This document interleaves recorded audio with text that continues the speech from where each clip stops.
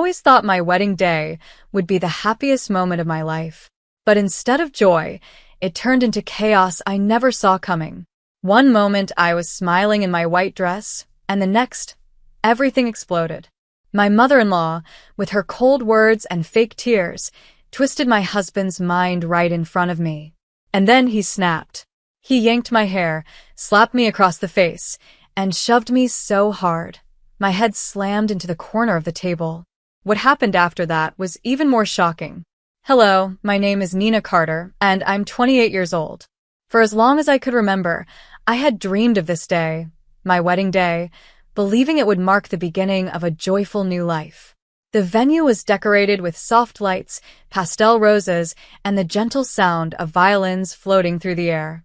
Guests laughed and clinked their glasses, the scent of fresh flowers mingling with the aroma of the evening feast. As I stood in my white gown, surrounded by people clapping and smiling, I felt like a fairy tale bride. I had chosen love, and I believed I was walking into something beautiful. Everything seemed perfect on the surface. My fiancé, now husband, Ethan Reynolds, was charming, well-spoken, and always knew how to make others feel comfortable. We had been together for 2 years, and I had thought we understood each other. I believed we were building something strong, something lasting. I smiled politely as guests came to greet me, complimenting my dress, my makeup, my glow. I nodded, responded with warmth, doing my best to absorb every joyful detail. Then, through all the laughter and soft music, I heard a voice that immediately turned my stomach. Nina, dear, the voice called, sweet on the surface but edged with something sharper, colder. Could you come here for a moment? I turned and saw Margaret Reynolds, Ethan's mother, standing a short distance away. She wore a tight smile, her arms crossed over her chest, her eyes scanning me with judgment. There was no warmth behind that smile, only calculation. Her tone wasn't a request, it was a demand. I hesitated briefly, then politely excused myself from a group of friends and walked toward her.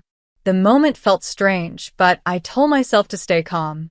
After all, this was my wedding day. I had every reason to be happy. But as I neared her, I could see something was off. Her back was straight as a board, her expression forced. Something dark was brewing beneath her pleasant exterior, and I was about to walk right into it. As I stood in front of Margaret, I offered her the same polite smile I had given every guest that evening. Is everything all right? I asked, keeping my voice calm, though a quiet tension had started to settle in my chest. I knew Margaret and I were never close, but I had tried my best to be respectful throughout our engagement. What she said next, however, caught me completely off guard. It's about the way you look at me, Nina, she began, her voice cool but dripping with blame. You think I haven't noticed? The way you sigh, the way you roll your eyes when I speak. I may be old, but I'm not blind. You don't respect me, and now, on my own son's wedding day, you've been worse than ever. I blinked, stunned. I think you're misunderstanding me, Margaret. I replied gently. I've never disrespected you. I've always tried to be polite. Polite, she snapped. You're cunning. You've been turning Ethan against me since the beginning. And don't you dare pretend otherwise. Her voice grew louder, drawing the attention of nearby guests. I noticed heads turning. A few people whispered behind their hands, sensing the tension that was now thick in the air. I tried to keep my voice steady. Margaret, I promise, that's not true. I want nothing more than peace between us. At that moment, Ethan appeared beside us, clearly sensing that something was wrong. His eyes darted between his mother and me. What's going on? He asked, brows furrowed. Before I could say a word, Margaret reached for his arm with trembling hands and leaned in like a wounded mother.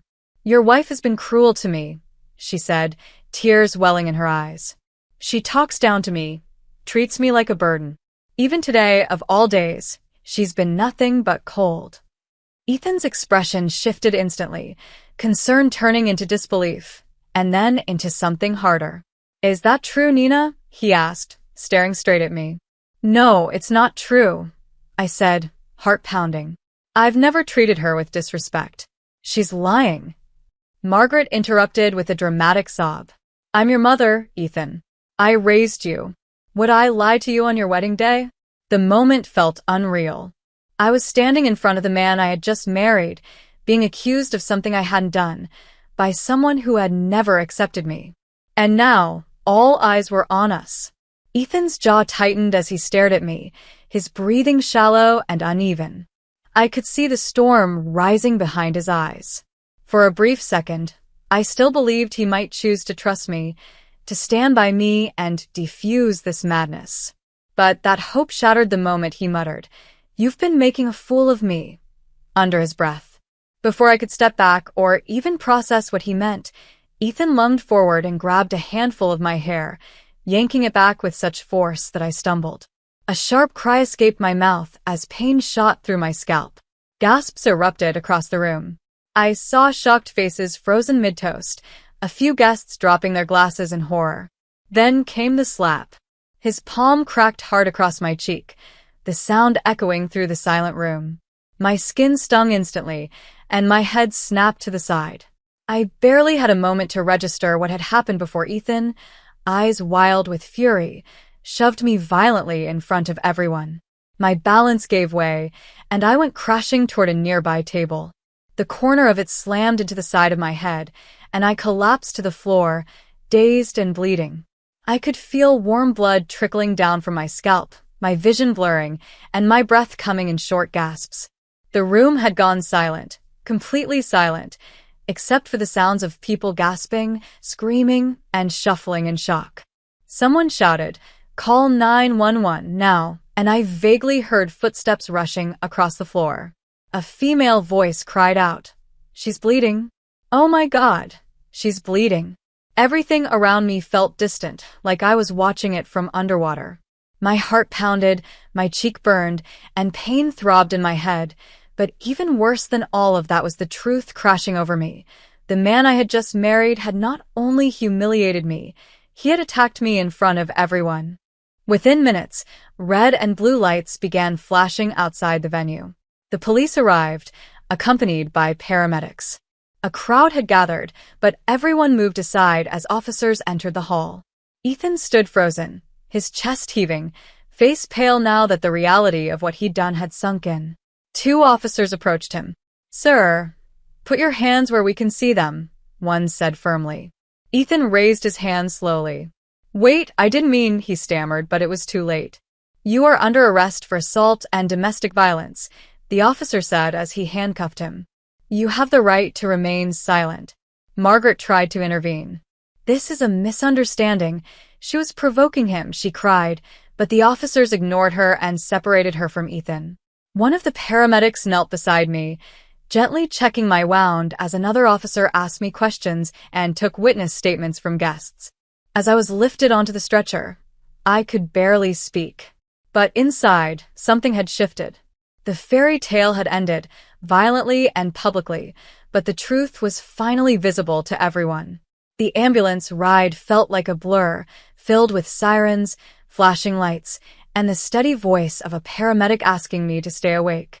My head throbbed painfully, and every jolt of the vehicle sent fresh waves of nausea rolling through me. I was too weak to speak, but I held on, not just for my physical survival, but because something inside me refused to let this be the end of my story. At the hospital, the emergency team moved quickly. I was given pain medication, and the bleeding on the side of my head was cleaned and treated. The doctor confirmed it was a deep laceration and a mild concussion. They ran a scan to rule out internal damage, and thankfully, it came back clear. But I would need a few days of rest and close observation.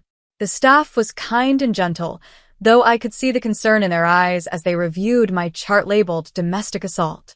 I lay in a quiet room later that night, the sounds of machines softly beeping around me, the sharp smell of antiseptic in the air. I stared at the ceiling, my face swollen, the bandage around my head tight and uncomfortable. I replayed the moment over and over. The way Ethan had snapped, the way Margaret had pushed the situation, and how no one had stepped in until it was too late. And yet, I didn't feel like a victim. Not anymore. The pain, the injury, the shame, they were all very real. But something else had risen up in me too. A fire. A will to fight back. not with violence or rage, but with the truth and the law. I had given my trust to the wrong people, but now I would reclaim my power one step at a time. The next morning, an officer returned to take my full statement. I told them everything: Margaret's accusations, Ethan's reaction, and the attack itself. Several guests had already given statements confirming what they saw. The officer assured me that charges were being processed and that Ethan would remain in custody. Before he left, he asked gently, "Do you intend to press full charges, ma'am?" I didn't hesitate. "Yes," I said. "Every charge possible. I want a restraining order. And I want a divorce." The officer nodded. "You're doing the right thing." That day, I also called a lawyer and scheduled an emergency consultation.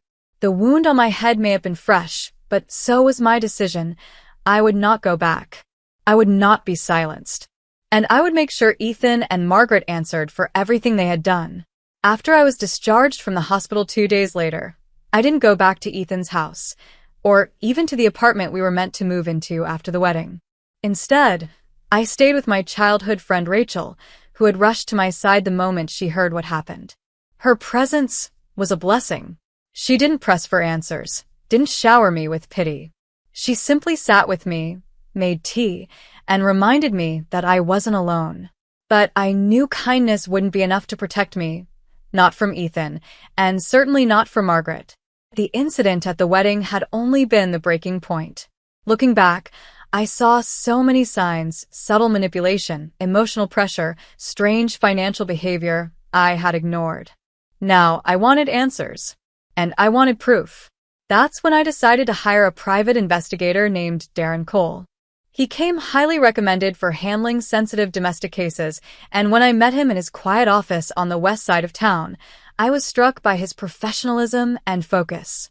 "Miss Carter," he said, flipping open a notepad, "I understand you're seeking evidence." "Yes," I replied firmly. "Not just about the assault. That's already documented. I believe Ethan and Margaret were hiding other things. Financial things. I think she controls his business accounts, and there were transactions I never understood. I want everything. Any emotional abuse. Any financial manipulation. Any illegal activity. If it exists, I want it uncovered." Darren nodded. "Understood. We'll begin with background checks, surveillance, and bank tracing. I'll also gather character reports from people they've worked with, or fired, or fought with. If there's something there, we'll find it." While Darren got to work on his end, I started collecting my own evidence too. I went through my emails, text messages, voicemails, anything that could support the claim that what happened at the wedding wasn't an isolated event. I forwarded it all to my lawyer and copied it to Darren as well. Rachel helped me organize files and digital folders, and as the days passed, I could feel the fear inside me shrinking. In its place grew a sense of purpose. I wasn't going to just recover, I was going to expose them. Over the next 2 weeks, Darren worked quietly but efficiently. He checked in with me regularly, sending updates that made my stomach twist each time I read them. The more he uncovered, the more I realized how little I truly knew about Ethan and the world Margaret had built around him. One evening, I sat with Rachel at her kitchen table, laptop open, as we reviewed the latest findings Darren had sent. "Look at this," I said, pointing to the screen. Multiple large transfers from Ethan's personal business account to a shell company, registered under a fake name, but the address traces back to a property owned by Margaret. Rachel leaned in, her eyes wide. "She's laundering money." I nodded. "And she's using Ethan to do it." Darren's report also included interviews with 2 former employees of Ethan's company. Both had been let go under questionable circumstances. They described Margaret as controlling, aggressive, and dangerously manipulative. She had access to Ethan's financial systems and often authorized payments without his team's knowledge. One employee even said he suspected tax fraud but was too afraid to speak out at the time. Alongside this, Darren found something even more alarming: a prenuptial agreement Ethan and Margaret had secretly altered without informing me. My original signed copy was missing, and Darren discovered an updated version filed quietly 2 weeks before the wedding that included severe financial restrictions on me in the case of divorce. It was forged. My signature had been digitally manipulated. I forwarded everything to my attorney immediately. This isn't just about abuse anymore, I told Rachel as I sat back in the chair, exhausted but burning with anger. They've committed fraud, deception, and they were planning to trap me financially even if Ethan hadn't hit me. Rachel placed a hand on mine. You've already survived the worst of it, Nina. Now, it's about showing the world who they really are. I stared at the stack of printed documents and digital files. It was all there. The abuse, the manipulation, the lies, the crime. All I had to do now was bring it into the light. The day I decided to expose everything wasn't random, it was strategic. I invited family members, friends, former coworkers, and even a few journalists I knew through Rachel's media contacts. The event was framed as a personal announcement, held in a private rented hall downtown. Most people assumed it was about healing or perhaps charity work after the wedding scandal. No one was prepared for what I was about to reveal.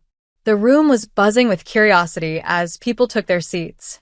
Margaret arrived with her usual fake grace, dressed like she was attending a fundraiser, greeting guests with carefully practiced warmth. Ethan wasn't far behind, his expression uneasy, though he tried to hide it behind a polite smile. They still believed they had control over the narrative. That was about to change. I walked to the front, dressed simply but confidently, and looked out over the audience. My heart raced, but my voice was calm. Thank you all for coming, I began. I know there's been a lot of speculation about what happened at my wedding.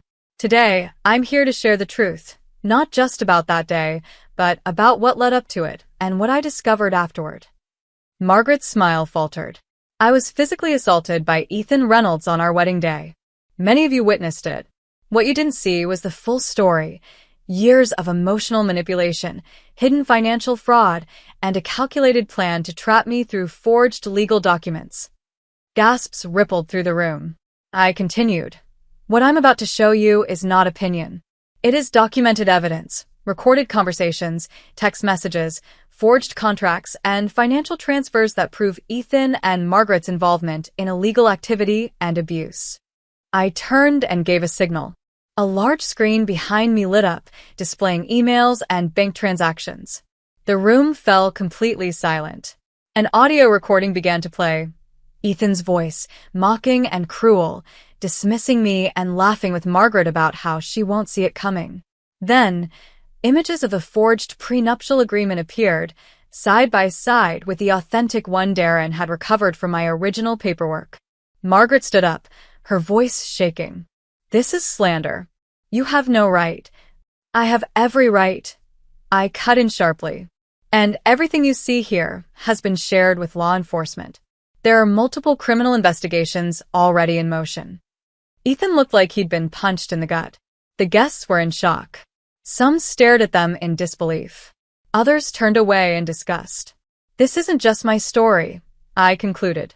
It's the story of anyone who has ever been deceived, silenced, or attacked behind closed doors. I won't be a victim. I won't be quiet. And I won't stop until justice is done. The crowd slowly began to applaud. First a few, then nearly everyone. Cameras flashed. Reporters took notes. Margaret tried to leave, but two detectives, who had arrived discreetly, approached her at the door and asked her to stay for questioning. I stood tall, unshaken. I had ripped off the mask they wore for the world, and there was no turning back. A month later, I found myself sitting in a courtroom, this time not as a bride, not as a victim, but as a woman determined to take back her life. The air inside was cold, sterile, and filled with tension. On one side of the room sat Ethan and Margaret, both looking far from the powerful, polished figures they once were. Ethan's jaw was clenched, his eyes empty. Margaret looked visibly aged, her usual poise replaced with fear and agitation. My lawyer, Ms. Harper, sat beside me, calm and composed, a thick binder of evidence open on the desk between us. We were prepared. We had documentation, digital records, video clips, and witness testimonies. Darren's investigation had left no stone unturned. Your Honor, Ms. Harper began with a steady voice, this is not just a divorce case. What we present today is a detailed account of abuse, emotional, physical, financial, and criminal misconduct. We're seeking a complete divorce, full legal protection for my client, and formal charges for assault, fraud, and forgery. The judge listened attentively, nodding slightly. The prosecution began with the most visible crime, the assault at the wedding. Several guests, including Rachel, were called to testify. They spoke clearly about what they saw, how Ethan pulled my hair, slapped me, and pushed me into the table, resulting in a head injury that required emergency treatment. The medical report was submitted, along with photos of my injuries. Ethan tried to defend himself. It was a mistake. I lost control for a second. I was provoked. His voice cracked, but no one looked convinced. Margaret's defense was weaker. I only wanted to protect my son, she said. Nina twisted everything. But their words fell flat. My lawyer presented financial records showing Margaret's access to Ethan's accounts, unusual money transfers, and the forged prenuptial agreement that had been digitally altered. A forensic specialist confirmed the signature was manipulated. When it was my turn to speak, I stood with my heart steady and gaze firm. Your Honor, I came into this marriage believing I was building a life with someone I loved. Instead, I was betrayed, abused, and nearly trapped in a web of lies. What happened on our wedding day was not the beginning, it was the final blow. But I survived it. And I am here not for pity, but for justice. There was a silence in the courtroom as I finished. Ms. Harper made the final statement. Given the overwhelming evidence, we ask this court to deliver a ruling that not only grants Ms. Carter a divorce, but also holds Mr. Reynolds and Mrs. Reynolds fully accountable for their actions under the law. The courtroom was completely still as the judge looked over the final stack of documents. Her expression was unreadable, but her eyes held a weight that filled the room with anticipation. I held my breath. I could feel Rachel's hand gently resting on my shoulder for support, but I kept my gaze locked on the judge, determined not to show fear. After a long pause, the judge spoke clearly and firmly. In light of the extensive and credible evidence presented, the court grants the petitioner, Ms. Nina Carter, a full and immediate divorce from Mr. Ethan Reynolds.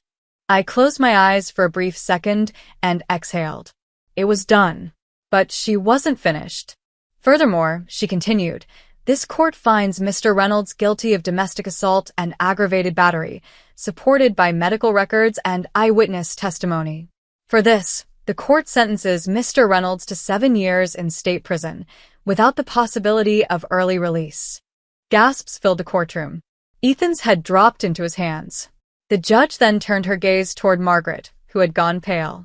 Mrs. Margaret Reynolds, you have been found complicit in financial fraud, manipulation of legal documents, and aiding in the concealment of abusive behavior. The forged prenuptial agreement alone constitutes a felony under state law.